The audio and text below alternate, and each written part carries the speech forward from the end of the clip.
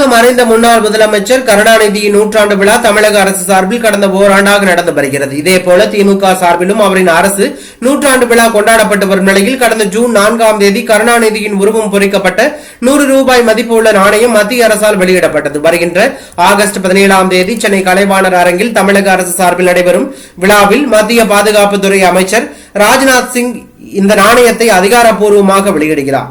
இந்த விழாவில் முதலமைச்சர் மு க ஸ்டாலின், அமைச்சர் பெருமக்கள், திமுக நிர்வாகிகள், கூட்டணி கட்சிகளின் தலைவர்கள் என பலர் பங்கேற்க உள்ளார்கள். மேலும் அரசியல் கட்சி தலைவர்களுக்கும் அழைப்பு விடுக்கப்பட்டுள்ளது. இந்த நிலையில் சென்னையில் நடைபெறும் கருணாநிதி நாணயம் வெளியீட்டு விழாவில் பங்கேற்க உள்ளதாக பாஜக மாநில தலைவர் அண்ணாமலை பேட்டி கொடுத்துள்ளார். மேலும் கருணாநிதி நாணயம் வெளியீட்டு விழா தொடர்பாக முதலமைச்சர் மு க ஸ்டாலின் தொலைபேசியில் அண்ணாமலையை அழைத்து பேசியதாகவும் அண்ணாமலை தனது பேட்டியில் தெரிவித்துள்ளார். கட்சி ரீதியாக மாறுபாடுகள் இருந்தாலும் அரசியல் நாகரிகத்துடன் பாஜக இந்த நிகழ்ச்சியில் பங்கேற்க இருக்கிறது என்று அவர் கூறியுள்ளது பரபரப்பை ஏற்படுத்தியுள்ளது.